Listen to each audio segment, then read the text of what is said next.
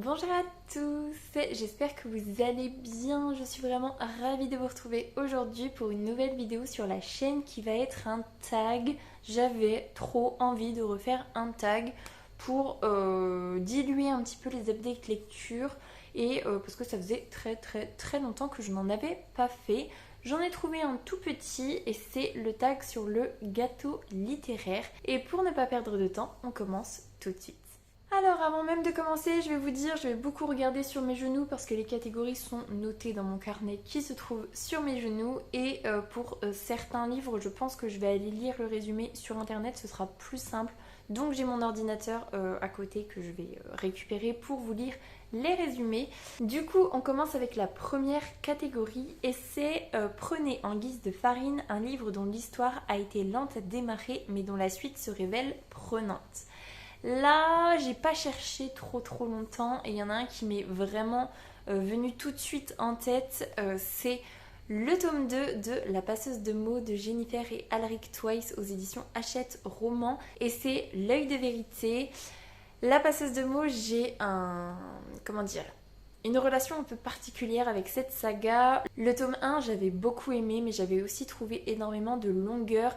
Et c'est pour ça que j'avais mis 2 ans, je crois, avant de lire le tome 2. Et je l'ai fait en lecture commune avec ma petite Victo, ce qui m'a permis de bien avancer la lecture. Et c'était bien qu'on soit toutes les deux parce que le début a été très lent. Je crois que les 200 ou 300 premières pages, on a trouvé ça très lent puisque le tome 1 se finit sur quelque chose. Et en fait, on va mettre très longtemps au début du tome 2 avant de savoir ce qu'il en est déjà, avant de débloquer la situation, avant de se recentrer sur les gros soucis de l'histoire qui sont toujours présents, mais du coup qu'on met un petit peu de côté pour s'occuper de ce petit problème-là, d'ailleurs qu'on ne connaît pas vraiment bien puisque l'histoire nous laisse un petit peu dans le flou. Et c'était très long, mais après, une fois que ces 300 premières pages sont passées, ça commence à devenir de plus en plus haletant jusqu'à la fin, les 200 dernières pages. Après, je vous dis ça, mais peut-être qu'il n'y a que 500 pages, donc du coup... Non, il y a 750 pages, donc on va dire que les 200 dernières pages, c'est tellement haletant et incroyable que c'est impossible de se couper dans sa lecture. Je me souviens que j'étais claquée, mais j'avais fini le livre le soir, j'avais trop envie de dormir, mais je ne pouvais pas le lâcher, c'était pas possible. Le final de ce tome 2 avait été incroyable, d'où le fait que le tome 3 soit quand même relativement une déception, même s'il y a des bonnes choses. Il y a pas mal de déceptions quand même. Donc voilà, niveau relation avec cette saga, j'ai un... Voilà, c'est particulier, mais en tout cas, ce tome 2, il rentre parfaitement dans cette catégorie puisque, voilà, c'était très long le début et la fin était explosive et l'entre-deux était assez prenant. Donc voilà, je vous conseille encore cette saga, mais c'est compliqué, on va dire. Pour moi, c'est vraiment du j'aime beaucoup et en même temps, ça me déçoit sur plein d'aspects. C'est très poétique, mais en même temps, il y a beaucoup de longueur, donc c'est toujours un peu un entre-deux. Et je suis très contente de lire cette saga du coup avec ma petite Victo parce que ça motive quand même vachement. Et sur les moments de longueur, le fait d'en parler, ça permet quand même d'avancer sa lecture. Et donc voilà pour cette première catégorie. Pour la deuxième catégorie, on a ajouté du beurre. Et là, il faut que je vous parle d'un livre qui a une intrigue riche et bien ficelée. Et donc là, clairement, le tome 3 des Fils des Brumes de Brandon Sanderson aux éditions Orbit. Et c'est le héros des siècles. Donc j'ai fini cette saga cet été. C'était incroyable. Brandon Sanderson, c'est incroyable et ça rentre parfaitement dans cette catégorie puisqu'on est vraiment sur une intrigue très riche qui sort de l'ordinaire puisque tout ce qui est pouvoir des métaux, on n'a pas trop l'habitude de le voir. Les combats sont fous, un petit peu à la Matrix pour vous donner un ordre d'idée et l'intrigue et ce final, ces révélations sont juste fou. Et en fait quand on arrive à la fin que je n'ai pas vu venir, et quand on a la révélation on se dit mais bien sûr en fait depuis 3 tomes qui sont bien évidemment très lourds,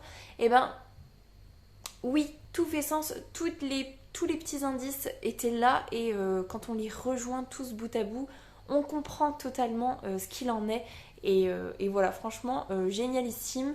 Je vous ai pas fait un résumé pour La Passeuse de mots. Et là, si je devais vous faire un résumé très très très rapide, on serait sur univers de fantasy avec un grand méchant que le bas peuple essaye de renverser tout simplement. Et les allomanciens et les fils des brumes sont ceux qui maîtrisent des pouvoirs grâce aux métaux. Et ils vont mettre en branle un coup pour renverser ce seigneur maître qui est potentiellement invincible et immortel. Et voilà, globalement c'est à peu près ça, donc franchement n'hésitez pas une seule seconde. Du coup, je fais une petite parenthèse pour La Passeuse de mots. C'était Arya a des pouvoirs liés aux mots et elle devient la passeuse de mots. Il y a un grand pouvoir, un grand maléfice, un grand hiver qui va s'abattre sur Eliante. Et bah voilà, Arya elle va devoir maîtriser ses pouvoirs pour justement repousser cette menace. Globalement, c'est à peu près ça.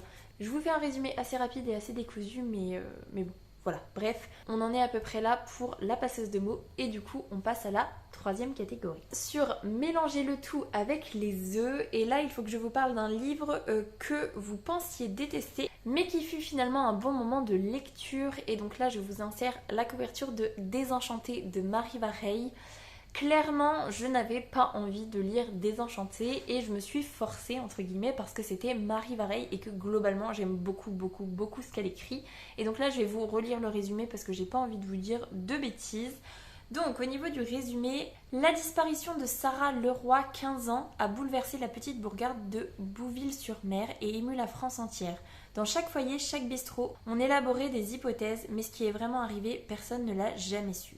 20 ans plus tard, Fanny revient sur les lieux de ce drame qui a marqué sa jeunesse, et c'est tout un passé qu'elle avait préféré oublier qui ressurgit. Car l'histoire de Sarah Leroy, c'est aussi un peu la sienne, et celle d'une bande de filles qui se faisaient appeler les Désenchantées. Une histoire qui a une odeur des premières cigarettes et du chlore de la piscine municipale, des serments d'amitié et surtout des plus lourds secrets. Voilà, globalement le résumé c'est ça, et j'avais pas trop envie de le lire parce que ça me faisait pas envie, le côté disparition, le côté un petit peu enquête, voilà, tout ça, ça me faisait franchement pas trop envie. Et en fait, c'était un énorme coup de cœur, c'était dingue. En plus, quand on est dans les flashbacks 20 ans avant, on retrouve plein de choses qui étaient dans ma jeunesse. Parce que voilà, maintenant que je suis devenue vieille, je peux dire dans ma jeunesse, mais ça m'a rappelé énormément de souvenirs. C'était très bien ficelé, je ne m'attendais pas du tout à ce qu'il s'est passé. Et c'était dingue, c'était poignant, c'était émouvant, ça m'a pris aux tripes, ça m'a fait gamberger sur pas mal de choses. Et ça m'a peut-être créé quelques petites angoisses que je n'avais pas à la base, mais bon. En tout cas, c'était magistral et je vous conseille Désenchanté chaudement. Et même si ça ne vous fait pas envie, et ben franchement, n'hésitez pas parce que c'est juste pépite. Pour la quatrième catégorie, c'est ajouter le sucre. Et donc là, il faut que je vous parle d'un livre doudou qui vous a fait passer un moment de douceur dans ce monde de brut. Et là, j'ai décidé de vous parler de Mémoire de la forêt de Michael Brun-Arnaud aux éditions 9 de l'École des loisirs, et c'est les souvenirs de Ferdinand Taupe. Je n'avais pas prévu de lire ce livre, je le voyais passer partout et je n'avais pas envie. On me l'a offert, c'est Amy qui me l'a offert pour Noël, et du coup je me suis dit bon allez, je lis le tome 1 parce que je l'ai, mais vraiment c'est tout. Ça a été un immense coup de cœur, franchement. C'était doudou, c'était mignon, c'était réconfortant, c'était aussi poignant. J'ai pleuré toutes les larmes de mon corps quand je suis arrivée au dernier tiers. Et franchement, je me ferai une joie de lire le tome 2 sans doute cet hiver, ça me fait assez envie.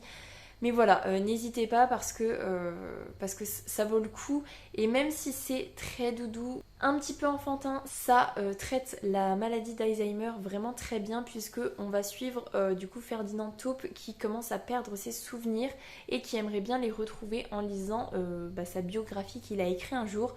Sauf que elle est achetée par quelqu'un et du coup il va partir avec Archibald Renard pour essayer de retrouver en fait ce manuscrit là et essayer de découvrir où se trouve sa femme, parce qu'il a oublié où se trouvait sa femme.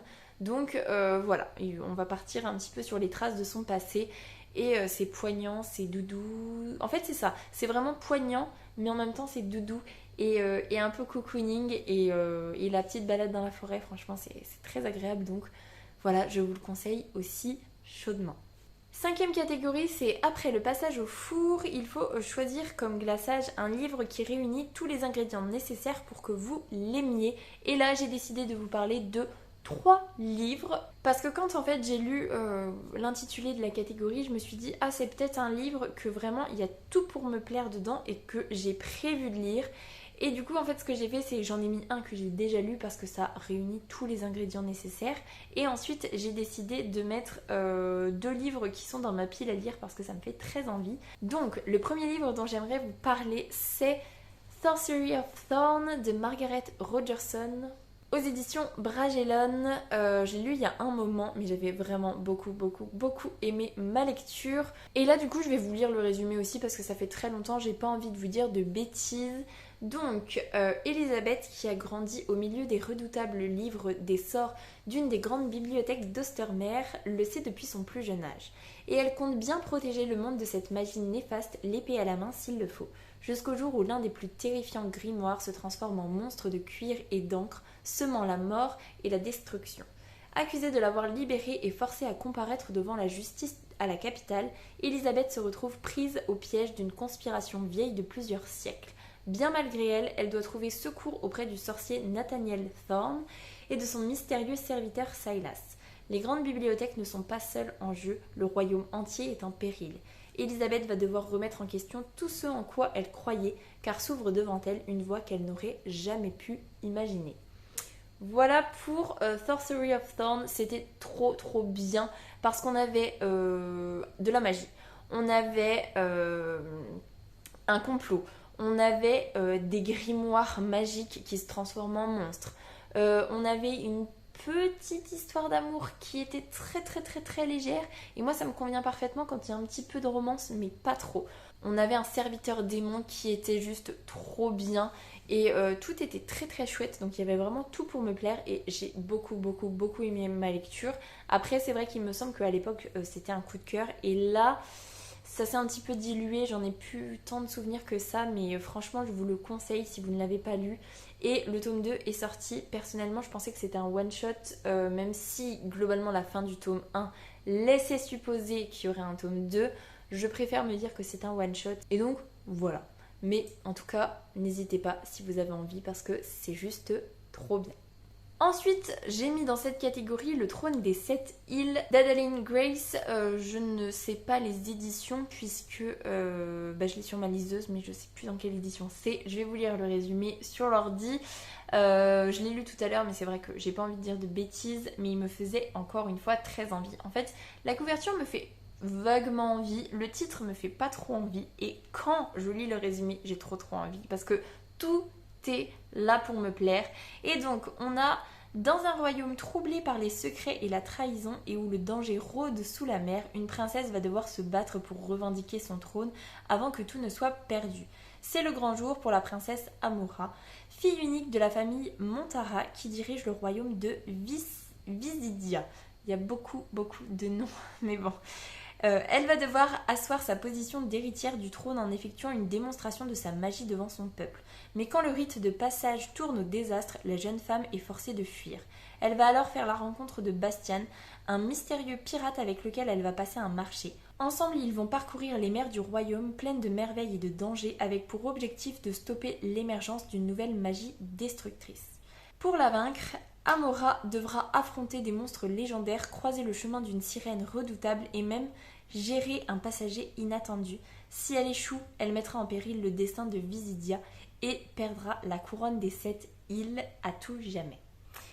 Voilà, tout me fait envie, le côté pirate, le côté magie, le côté magie émergente qu'il faut contrer, créatures, dangers, découvertes incroyables. Voilà, tout me fait envie. En plus, Amy m'a dit que c'était vraiment très bien. Donc j'ai très envie de le lire. J'ai pas hâte parce que quand je n'y pense pas, il me fait pas spécialement envie. Mais quand je relis le résumé, je me dis ah oui, vraiment, il faudrait parce que ça a l'air vraiment super bien. Et le deuxième qui me fait pas mal envie en ce moment, qui commence à dater parce qu'il date de 2018. Donc mine de rien, ça fait quand même 5 ans. C'est une saga, comme le trône des 7 îles en fait.